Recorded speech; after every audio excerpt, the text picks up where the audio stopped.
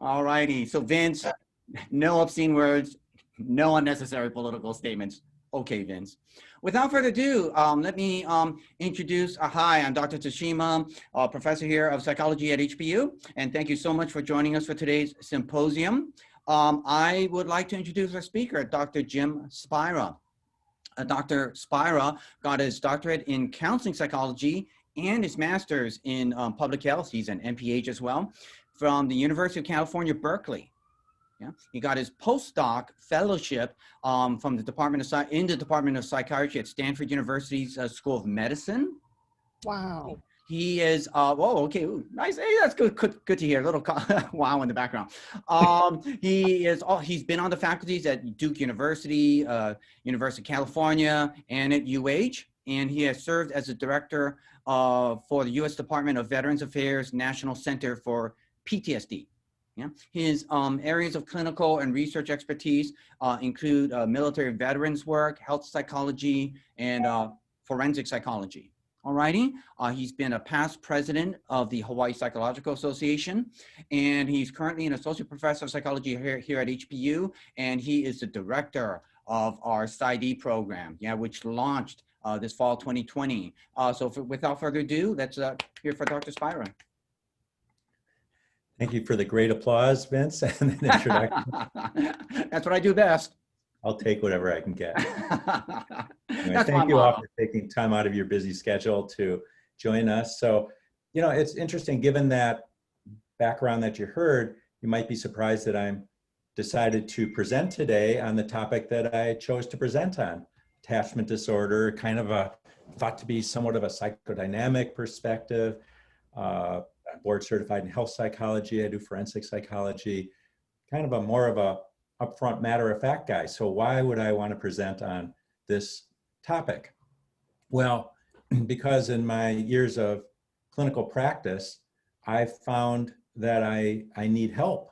I need to understand why some people don't do these great skills that I give them to do. What's stopping them? When I'm seeing couples, why can't they just do what's reasonable, right? So I've come to appreciate the influence of early childhood development, and especially what we'll be talking about the first couple years, really, of development on later implications for functioning, not only one's own intrapsychic emotionality, but also how one gets along with others and one's health status.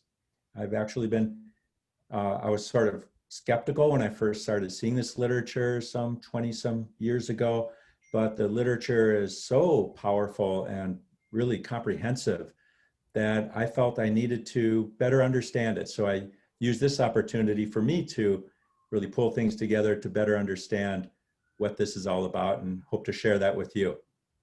Full disclosure, this is not my research area, but I'd like to make it part of my research area because I am really interested in how powerful this concept seems to be. So I hope to share that with you.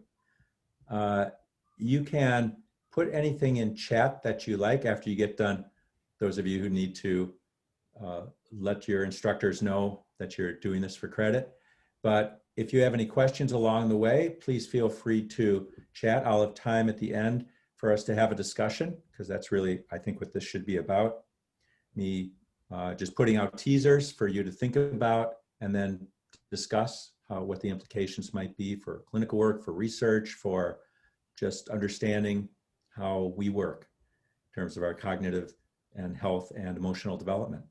So please feel free to put anything in chat at any time. I'll see if I can get to it from time to time. And then at the end, feel free to unmute and ask questions as well.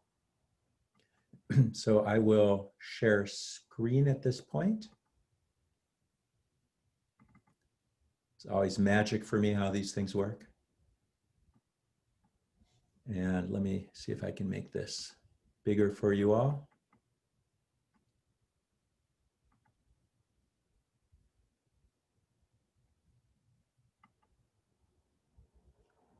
Great. So I'm going to be talking about the influence of early attachment style on adult mental health and physical health.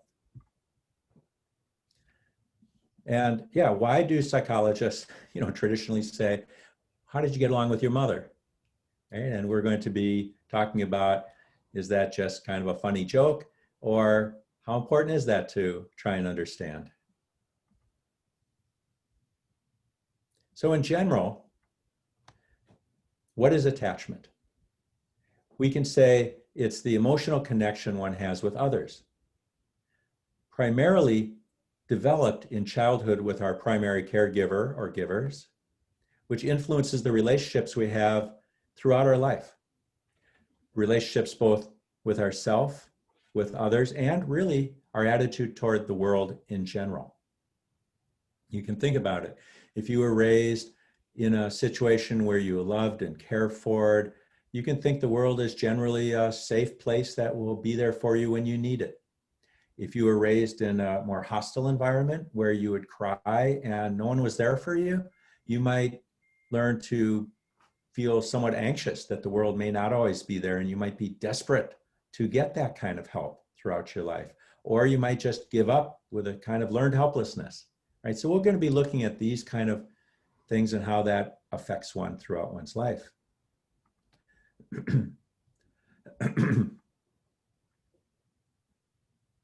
Infants and children's expectations about whether caregivers are emotionally available and responsive, as I said, will really serve as a foundation for what people in the object relations theory, kind of post-Freudian, early understanding, concepts of understanding how our emotions develop, we internalize these external relationships in terms of a belief system, in terms of our reactivity to others. So, as I've been saying, early ways of representing the self and others that develop in the relationship with parents continue to influence us throughout our life.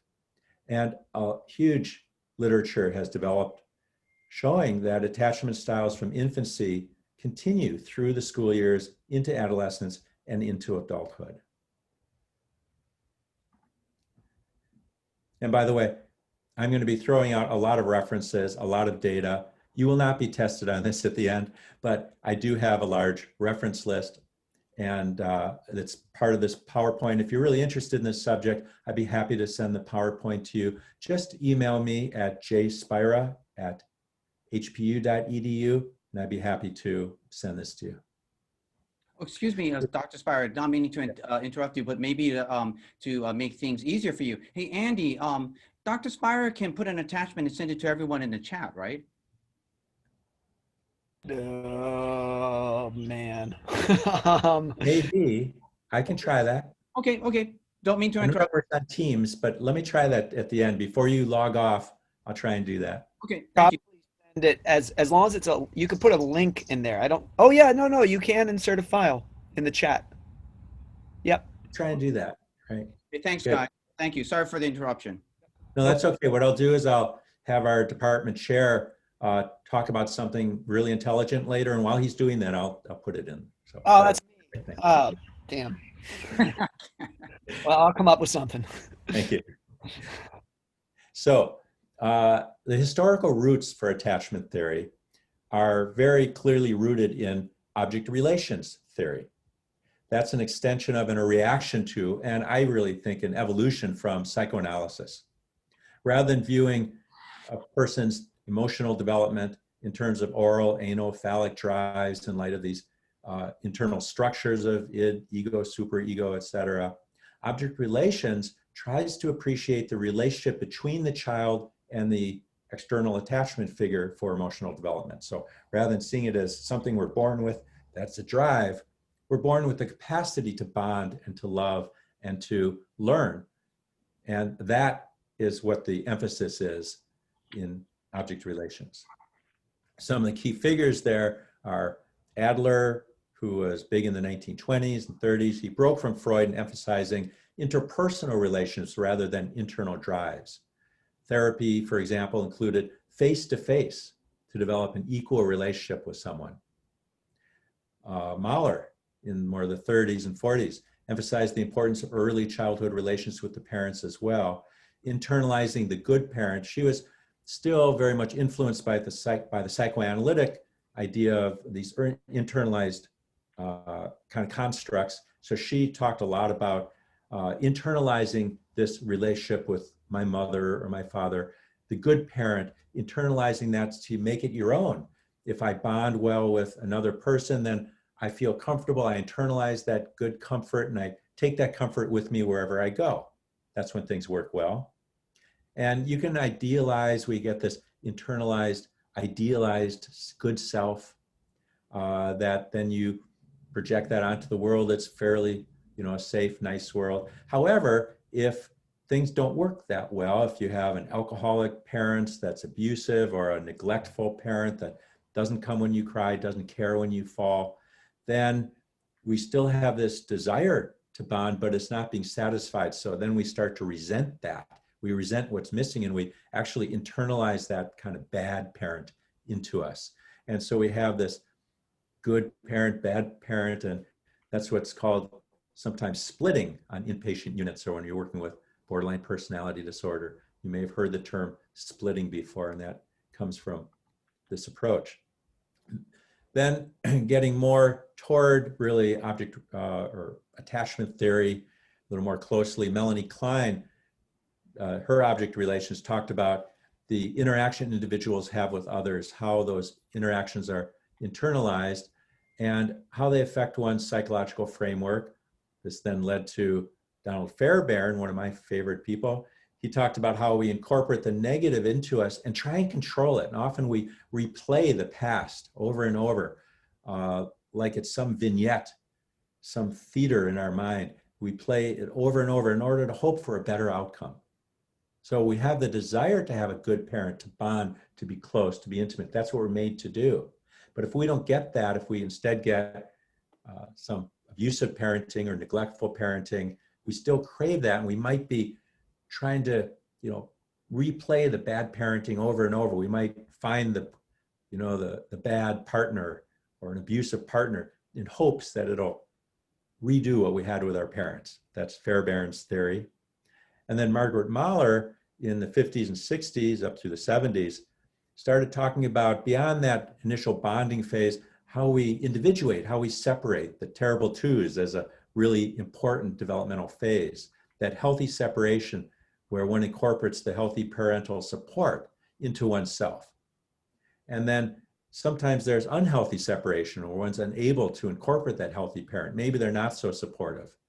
Maybe they're too controlling, or they don't care less what you're doing. And so again, there can be issues that come with these stages of development.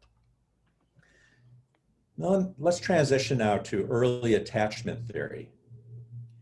Don Winnicott in the 50s and 60s thought that the parent's quick response of feeding the baby gives the baby a sense that whenever she's hungry, food appears as if by magic, right?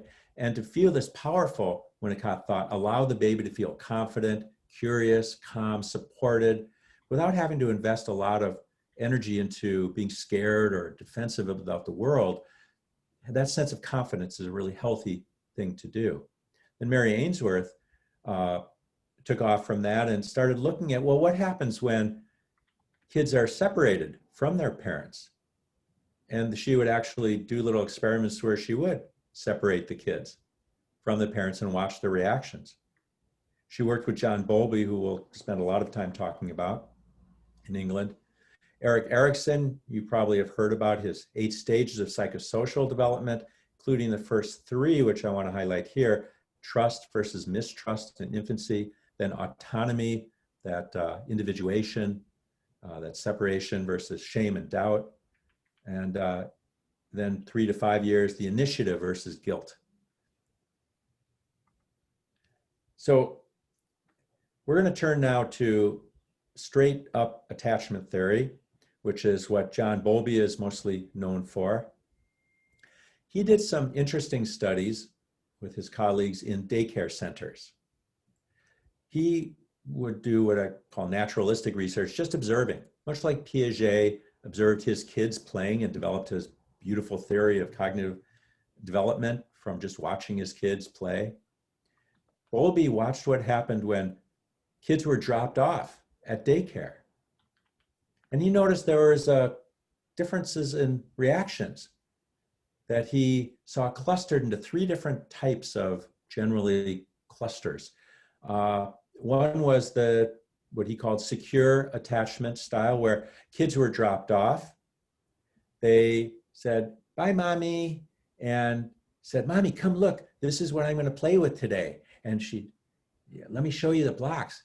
Mommy would say, oh, that's nice. Okay, well, give me a hug. I'll see you later. Okay, bye, mommy. Kid would play. Then when mommy comes to pick up the kid, the kid runs, says, mommy, mommy, gives her a hug and says, come over, see what I did.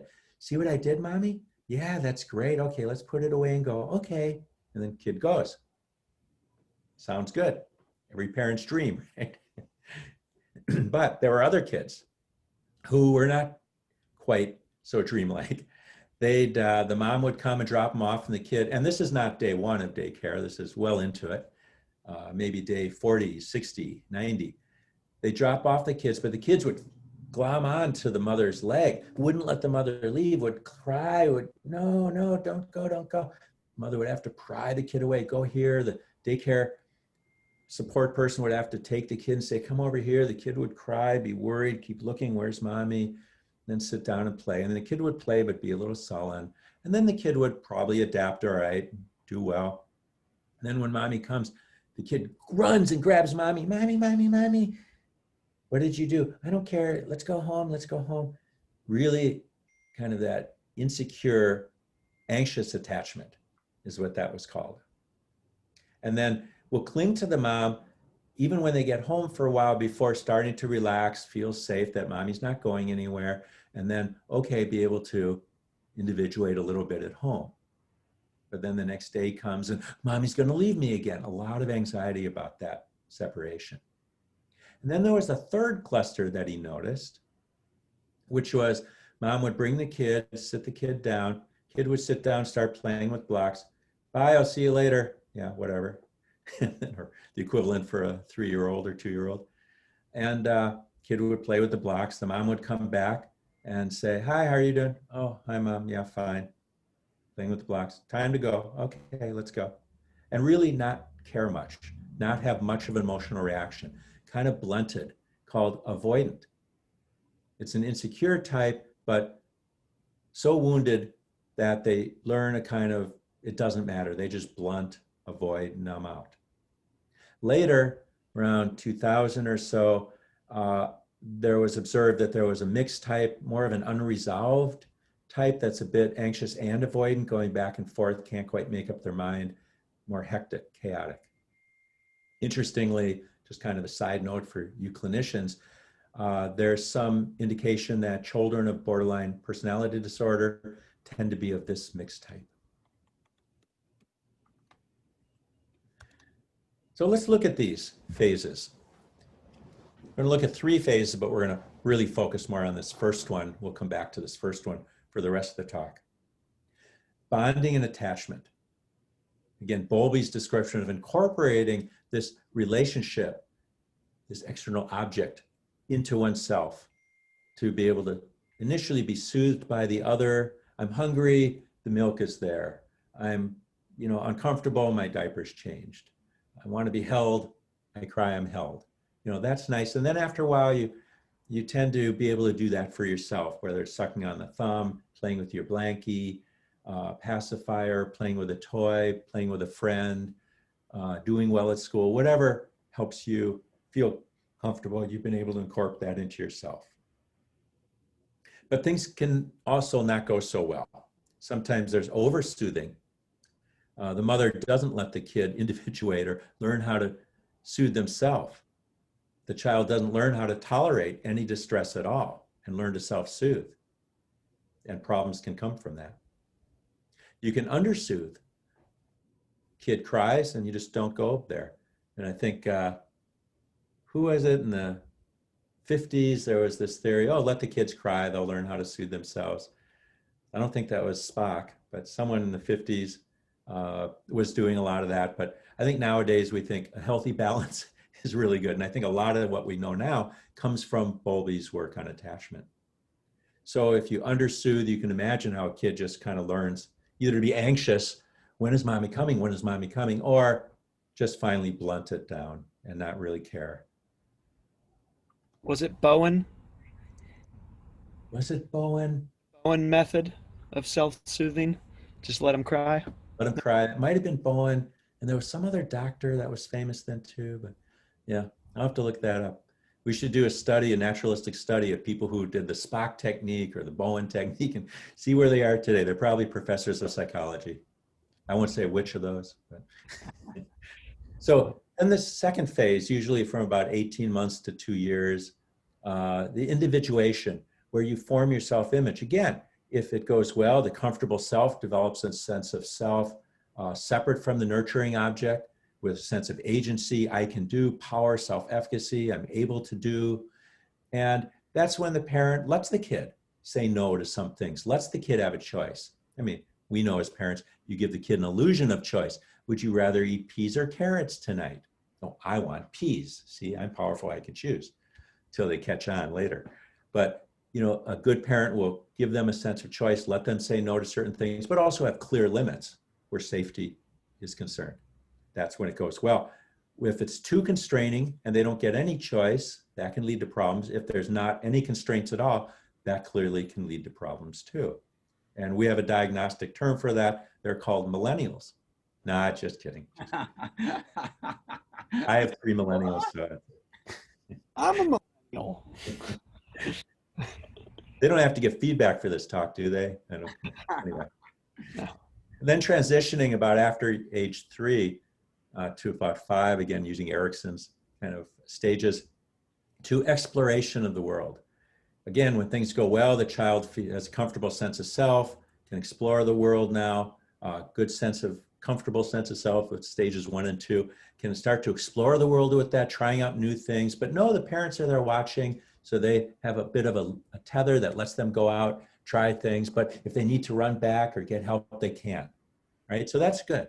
That's good. The parent that lets them go explore safely, gives good feedback, lets them know when it's too much or not safe, but gives them opportunity. But again, you get the overprotective parent where it's, oh, no, don't go do that. No, you see, you shouldn't go try to do those things. Let me do it all for you. They don't get to explore or feel like they have agency in the world. Or the opposite, I don't care less. Go and run out in the middle of the street. You'll learn, you'll get feedback. That car will teach you. And there's a lot of negligent parents that really don't interact well with their parent or with their child. And so you can imagine how these things could develop maybe a dependent kind of personality or an antisocial or avoidant or depressive or narcissistic kind of personality. But we're going to really focus today on this secure attachment, this early phase. Securely attached people generally have positive views about themselves and others. They tend to agree with statements like, it's relatively easy for me to become emotionally close to others. I'm comfortable depending on others and having others depend on me. I don't worry about being close or others not accepting me. I mean, you know, a little bit, of course, but I'm not going to have a heart attack. If someone doesn't like me, it's like, oh, okay, I'm sorry about that, but there's other people to connect with. We call that attitude secure attachment. And we, because of prospective literature, because of retroactive research I'll be showing you, we think that this happens in the first couple years of life and persists to a large extent throughout life. Insecure attachment is that anxious, preoccupied type of attachment, tend to view themselves less positively than they view others, more likely to become anxious when they're far away from their attachment partners, and are at risk of becoming or seeming very dependent. They tend to agree with statements such as, I want to be completely emotionally intimate with others, but I kind of find that others are reluctant to get as close as I'd like, clingy. I'm uncomfortable being without a close relationship, but I sometimes worry that others don't value me as much as I value them, right? That anxious attachment style. They also, interestingly, research shows that they are more sensitive to emotional stimuli. And that's more activating. Positive stimuli is nice, but negative, they're really worried. It's as if, is mommy going away? It's like, it's okay when mommy's here, I like that, but is mommy going away? Right, and this, again, persists in different ways. Then you can get that, another different type of insecure attachment, that avoidant, not so much anxious, but that avoidant. In adults, And you can see kind of a mix, anxious, avoidant in children as that's developing until the adults learn, I'm just gonna not even want it anymore because it's just gonna lead to pain. They tend to have a positive view of themselves, but less positive view of others because the others aren't there when they need them. Haven't ever been there, won't ever be there. Often highly value independence and become uncomfortable in or resist situations where they become dependent on others or need to depend on others. They tend to agree with statements like, I'm comfortable without close emotional relationships. It's very important for me to feel independent and self-sufficient, and I prefer not to depend on others or have others depend on me. So obviously, you know, that self-sufficiency looks good, that independence, that ability, that sounds good, right? But in combination with these other feelings and statements, it's a very standoffish person, doesn't bond well, doesn't really, you know, they might want to be around somebody, but not too close, not too intimate. And these people rate emotional stimuli as less activating than other styles. They don't get charged up by positive emotional stimuli. We'll talk about some of those studies. Then there's that fearful, avoidant, or disorganized type. It's a little more chaotic. They tend to have conflicted and often negative views of themselves and others. Often desire to have emotional relationships, but feel really uncomfortable when others get too close. So they want it, but then they're kind of afraid when it comes. They tend to agree with statements like, I'm somewhat uncomfortable getting close to others. I want emotionally close relationships, but I find it difficult to trust others completely or to depend on them. I sometimes worry that I'll be hurt if I allow myself to become too close to others. Right? Often you see this with loss or trauma in childhood and they're at greater risk of developing this kind of style. So another way to think about it is along an avoidance or an anxiety dimension. Secure attachment is very low avoidance and low anxiety versus that preoccupied high anxiety, but they don't avoid, they want to be attached, but they're anxious about it. Then on the other end, you get that low anxiety, I don't care, but avoidant. I don't care because I'm not going to be close enough to anyone to get hurt. And then this newer model, this kind of mixed model, I'm avoidant, but I have anxiety. I want to be close, but I don't really want to be close. So it's a more confused approach. And these factor and analyze very well. When you give questionnaires to people, we're talking about assessment, when you observe, these do tend to cluster into these 3 or 4 components pretty well, surprisingly well. In children, how do we assess this? Well, you observe their interaction with parents often. And again, you can do some simple separation. You don't have to torture them too much, but daycare is torture enough. You can observe that, or you can just have the parent go into another room and have them sit with a stranger, make sure they're safe, but you can notice how they react. You can interview parents and teachers. The Diagnostic and Statistical Manual of the American Psychiatric Association, the DSM. Diagnosis often given to children who have anxious attachment could be separation anxiety, or when they have avoidant attachment or much stronger reactions, you could call it a reactive attachment disorder. And this is more extreme, really causes problems. And there's 2 different types of that. You can have an inhibited form where they just don't respond at all. They're just very numb. They just shut down. You can also have, it's more rare, a disinhibited form. Well, they'll just go and sit on your lap and be very inappropriate. It's more of an odd approach, but they don't really understand proper social interaction. In adults, there's a lot of different attachment measures, but they all seem to be trying to tap into those questions I was saying in those clusters. There's the experience in close relationships measure of 36 items that look at secure versus insecure, feelings about the extent to their partner's availability. There's most famous probably is the attachment style questionnaire. There's a 40 item and there's a short form of that, which I think is maybe 18 items, if I recall. They break that down to confidence, discomfort with closeness, need for approval, preoccupation, relationship as a secondary issue. And meta-analyses that have looked at, reviewed all these different measures find that there's 11 measures that they identify as strong psychometric properties, reliable and valid. Again, similar to the questions I asked, it really comes down to I feel somewhat comfortable being close to others, or I find it uncomfortable. I worry about being with people. I find that I'm reluctant to get as close as I could to others. They kind of cluster around those kind of questions for adults.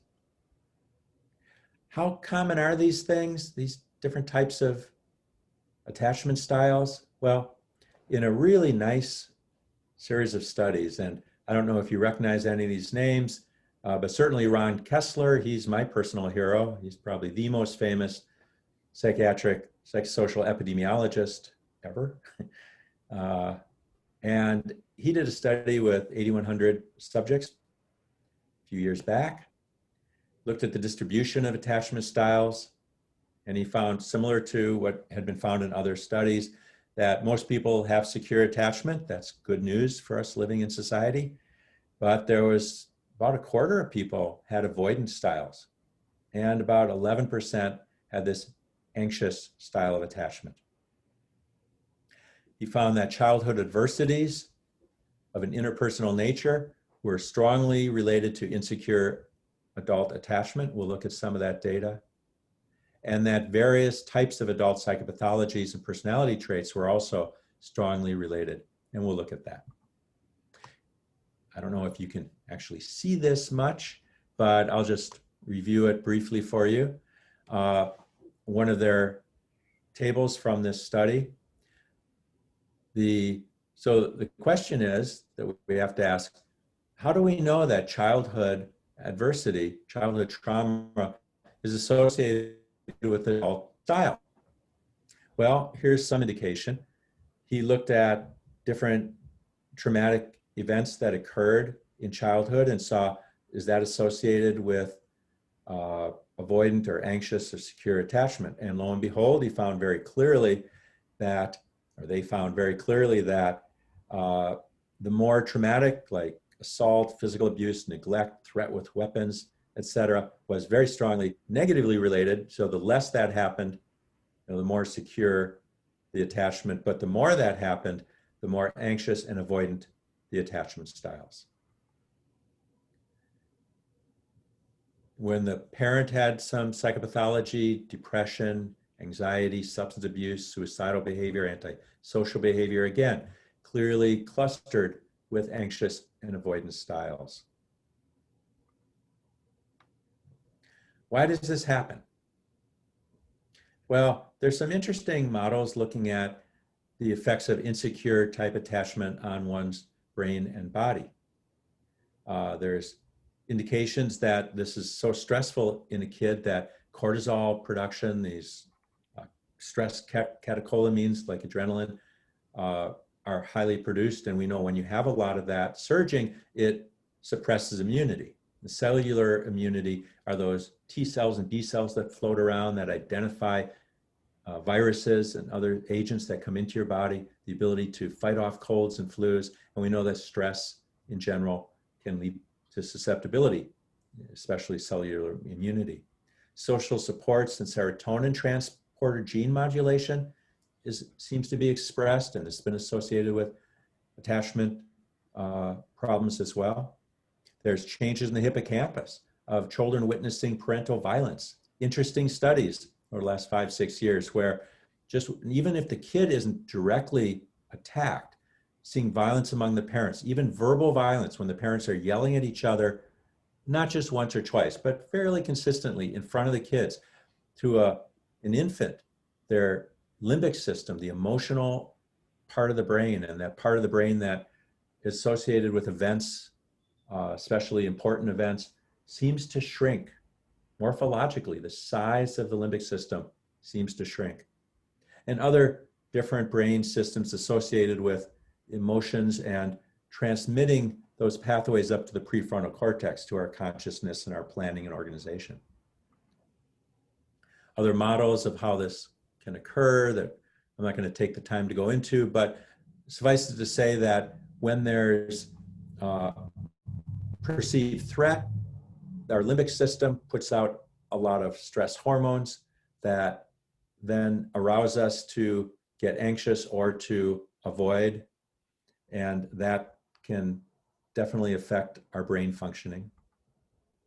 Other images that show that lower grade matter concentrations in the left hippocampal area, again, that kind of memory for emotional events, were found for participants with high attachment anxiety, and lower gray matter concentration in the left as well as the right hippocampus were found for participants with higher attachment avoidance scores.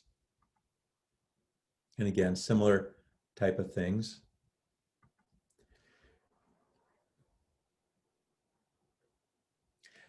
Interesting for cognitive psychologists, looking at the biases that happen for people that have attachment styles. When you give a Stroop color word task, which is a Stroop color word task where you have a list of words or you can present them on a screen and you want to say what the color is, but you can ignore what the word that the color, that the word is written in a color, like RED might be written in blue ink.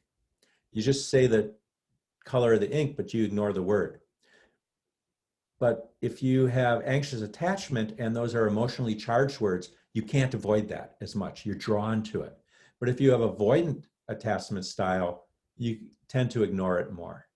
So there's ways we organize our world, the ways we see things, what we're drawn to in our world. If they're emotionally charged at all, we might be more drawn to it if we're anxiously attached, or avoid it if we're avoidantly attached.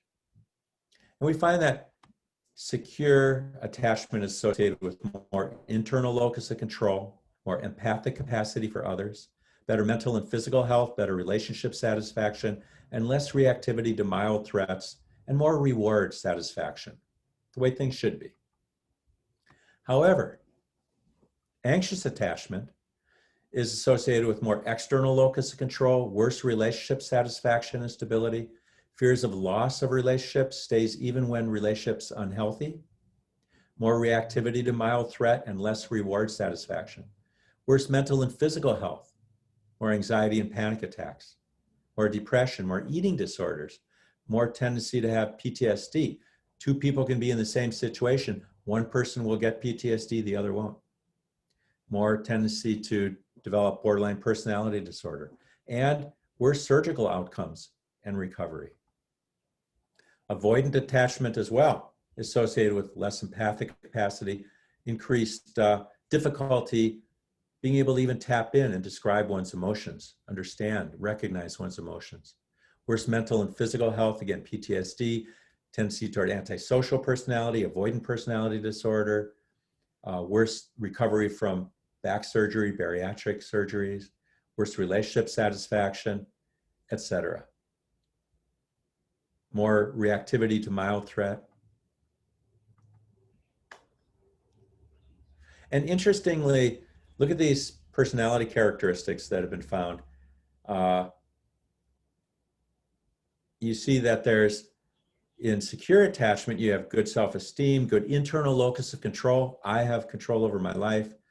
Don't give much to power to others, not too neurotic, etc.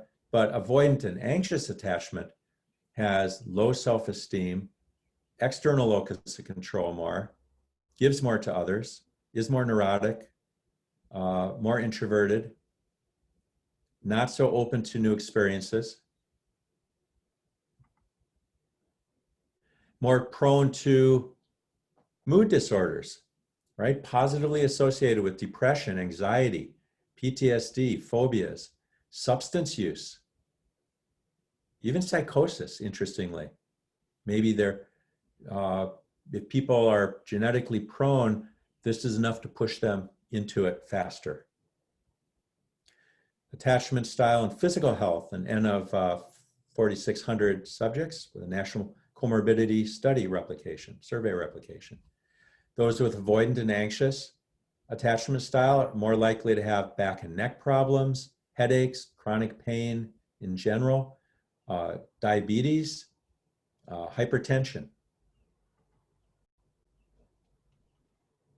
Again, for looking at pain, those people compared to those who are pain-free, subjects with widespread pain were more likely to report an attachment style that is preoccupied, the relative risk being 2.6 times as likely, more dismissing type, avoidant type, twice as likely, and fearful attachment style, that kind of ambiguous, 1.5 times as likely.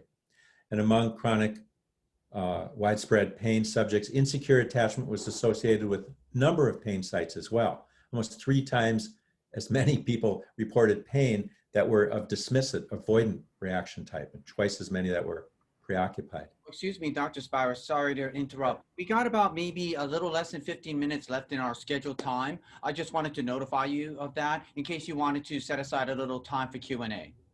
I do. We're almost to that point, so thank you for the reminder. Appreciate it. They also have behaviors, risky sexual behaviors, drug use, lack of adherence to medical recommendations. Attachment avoidance has been consistently linked to poor treatment adherence, lower rates of cervical cancer screening. Now, so the question is, okay, that's interesting. What can we do about it? Are people stuck with this? Are they stuck with worse interpersonal relationships, worse physical health, more unhappiness in their life? And the answer tends to be yes, if you don't seek help. But the good news is that it looks like certain types of therapy actually can help to move people from avoidant attachment and anxious attachment to more secure attachment. There's not as large a literature on this, but there is some literature that seems to point in that direction. Styles that seem to work are interpersonal relationships that target the attachment style directly. Cognitive behavior therapy may be better than interpersonal for patients that are more avoidant, that don't really feel comfortable working on emotional issues directly. They maybe can target belief patterns and styles and try and get better control over that. Dialectical behavior therapy, very good for people with borderline personality disorder, and some evidence that brief psychodynamic therapy, 16 sessions or less, may be useful as well. And I just mentioned a couple of the studies that show that subjects were able to change from an insecure to a secure attachment style. At least a significant number were. And some of these are fairly large studies as well, up to 500 subjects, showing improvement both for CBT and PDT, psychodynamic therapy, brief psychodynamic therapy, and up to 12 months. So in summary, attachment style is this huge subfield of psychology, understanding emotional development from infancy through adulthood, and understanding the impact of insecure attachment on brain development, physical health, mental health, risky behaviors, and relationship functioning, as well as interventions to change attachment style. Where do we need to go in the field? Is there still room to move? Plenty of room to investigate this. More assessment of attachment style would be useful to employ in psychotherapy clinical trials as an outcome change measure, as a mediator for who benefits from what style of intervention. There was only one study I saw that looked at that.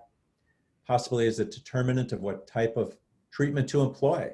If we did this at the beginning of therapy, could we select CBT or IPT or DBT for different types of people? And I just want to end by saying, you know, these attachment questionnaires are simple. They take 5-10 minutes to do in given groups. And it's fascinating what we can find about this.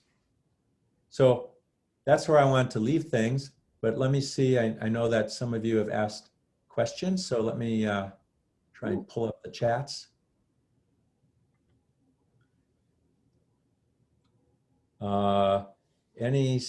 Let's see. Pretty sure that's what my parents used on me. Oh, I'm so sorry to hear that. Okay. You know, I went through the chats. I don't recall questions in that. But I'd like to open it up, but you can check, Jim, if maybe I missed that. Yeah, Sure. so we have several minutes remaining. So if anyone in the gallery would like to raise a question with Dr. Spira, please do.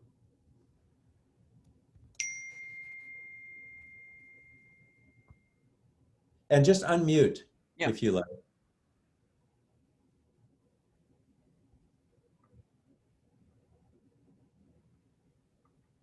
Hi, so anyone, please feel free to just unmute and raise a question. We'll take a moment. Yeah. Alex raised a question in the chat. Oh, sorry about Thank that. you. Alex has a question. Okay, let me grab that. If I'm not mistaken, personality disorders tend to be heavily resistant to treatment. So would they tend to be resistant in changing attachment style as well? Oh, yes, absolutely. And so there's a couple factors working here. One is the more recent a problem change, the easier to attack. The more specific a problem, the more secure attachment someone has because they have good internal locus of control, they have good self-efficacy, the easier to work with. That's straightforward, no problem. Personality disorders, by their definition, start in at least early adolescence and continue through adulthood. And so you have long-standing personality structure working for you. You also tend to have this not secure, insecure attachment style. So they don't have good self-efficacy. They do tend to externalize blame and problems, depending on the type of personality disorder. And so, yes, it's going to take long-term, maybe forever. People with significant personality disorders, like borderline personality disorder, probably have to be in therapy forever if they're motivated to do so, and some are. But as we found through good techniques like dialectical behavior therapy and other approaches, people with personality disorders can get better. They can. You have to align with their motivation.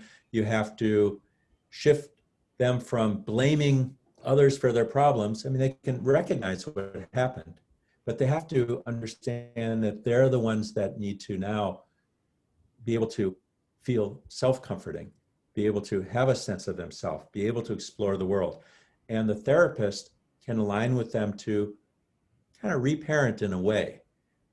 Meeting once a week, twice a week, can help them to learn to have a good relationship with another person who can help them to self-soothe, to individuate, to explore the world.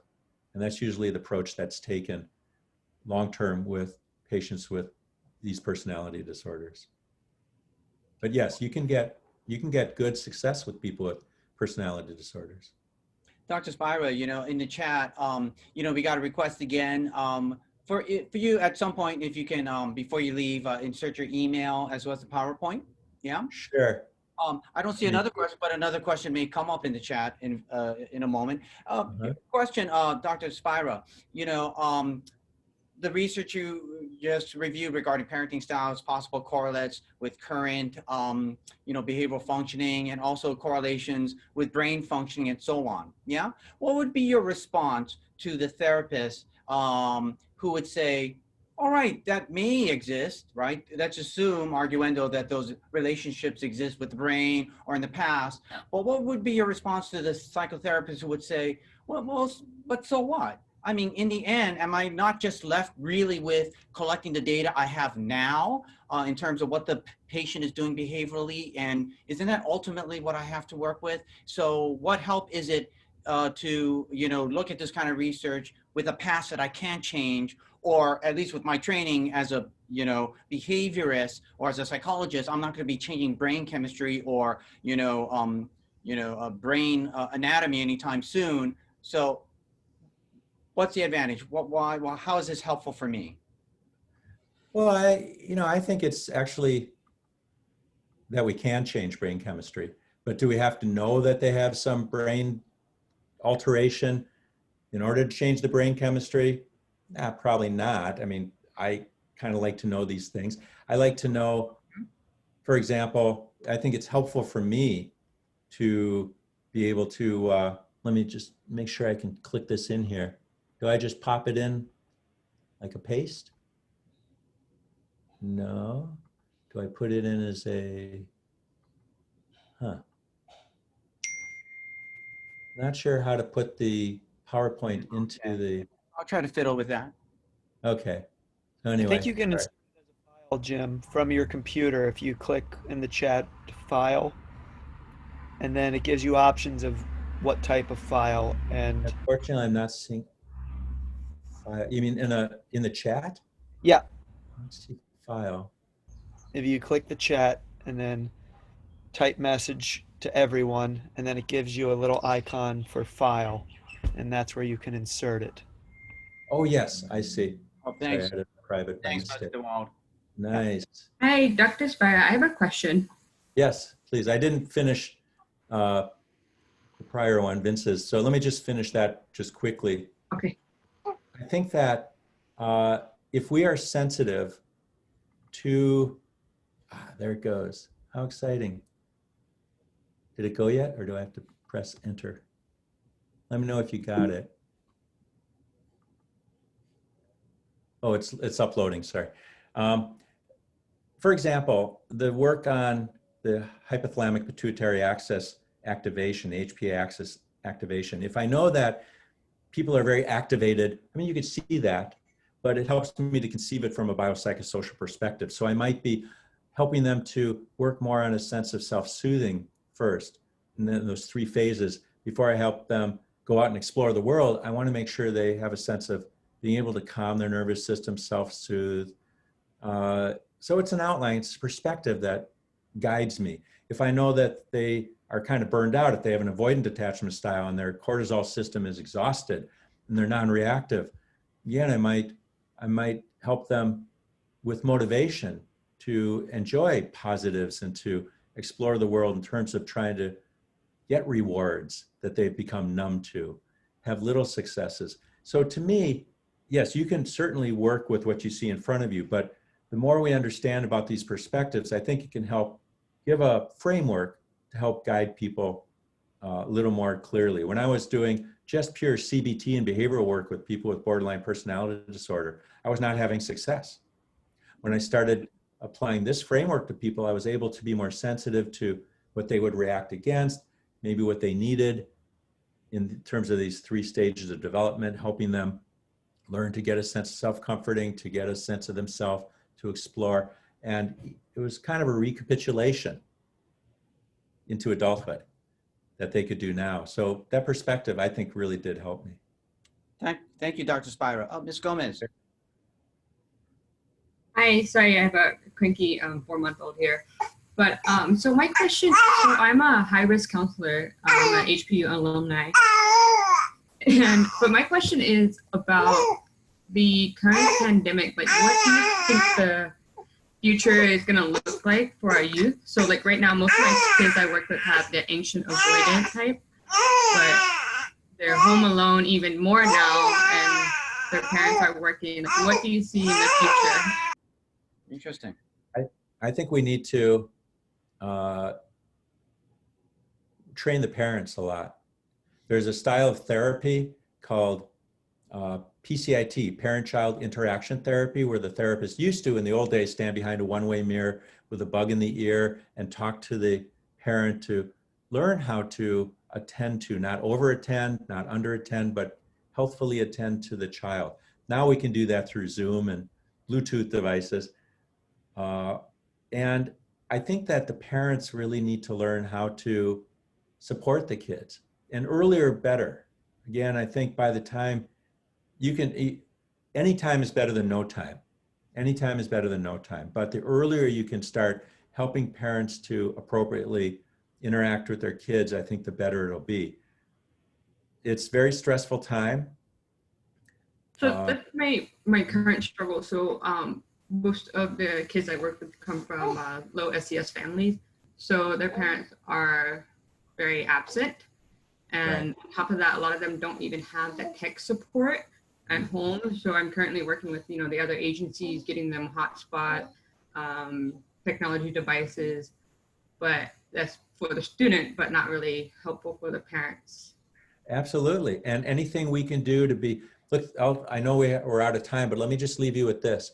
there was a study done years ago in Ypsilanti, Michigan, where there were 6,000 people that were kids that needed to get into Head Start program, but they only had 3,000 slots. So they did a randomized lottery to get the kids in. So it was a natural randomization to get the kids in. They looked later at how these kids did. The kids that went to, they were all from the same population, a poor, largely minority population in Ypsilanti, Michigan, near Detroit. They looked years later at how the kids did 20 years later. And they found, lo and behold, after about 4th, 5th grade, the grades evened out. They looked the same. And at first they thought, oh, so it wasn't worth it to do this program. Head Start didn't really have an advantage.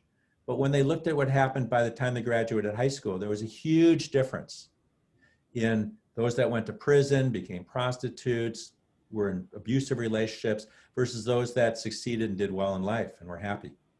So any role modeling we can do, anywhere we can get these kids to have a good role model, people who care about them, is going to have an effect. And so I just want to say, bless you so much for the work you're doing. That's fantastic. And we're so proud to have an alumni that's doing such great work. Thank you. Very, very. Thank you. I concur. I concur. And with that, if there are no other questions or comments, with that, I'd like to thank Dr. Spira again for a wonderful presentation. Thank you for fielding some questions. I wish we had more time. I'm sure there are other questions and reactions out there. Thank you for your Anybody feel free to write me or give me a call. It's all good. Thank you. Yeah, and just a reminder, he is the director of our PsyD program too. So if you have any interest or questions about a graduate program, a PsyD program, that's the person to go to. I think I'm hoping I'm pointing you the right way. Nico, we're looking forward to having you there next year. Yes, and good to see some of faces we haven't seen in a while, like Ms. Gomez and others who've joined us. And otherwise, thank you. Thank you for your attention, and we'll see you at the next symposium. Very good, and thank you, Dr. DeWald. You know, everyone's mocking me now. All my students are going, I'm being mocked on Zoom. Thank you, everybody. Mocking. I was just confirming. It's Oh, you are, sir. You are. mirror I, no, I notice my students are doing that to me now, and I'm all, hey, I think I'm being mocked. social learning theory, man. That's all. Oh, you make it No, sound they so love like, you. oh, They love you. It's yeah, love. I think it's another, it sounds like shove, not love. Close. Is that what Kristen Welker said about Trump last night? They love you. Yeah. Alrighty. Anyway. No, I'm kidding. We all love you. Right. Bye-bye. Thank Bye, you. guys. Hope you feel better. Have a good weekend. Thank you, Doug. Thanks for Yeah. joining us, man. Yes. Thank you, Dr. Erickson, Dr. Watson. Dr. Tsushima. Dr. Mr. Ocasano. I thought it was Waldo for a second when I saw the shirt. I'm like, oh no, it's Dr. Tsushima. Man, everyone says that. Damn it, I used to like this shirt. You should. It's a great shirt. Ah. Dr. Tsushima stands Waldo. I'm never wearing this shirt again. F you guys. Everyone. See ya, Uncle Vince. See everybody. Okay, sweetie. Thank you, everybody. Love you. Yeah. Take care. Ciao. Adios. Auf Wiedersehen. Ciao.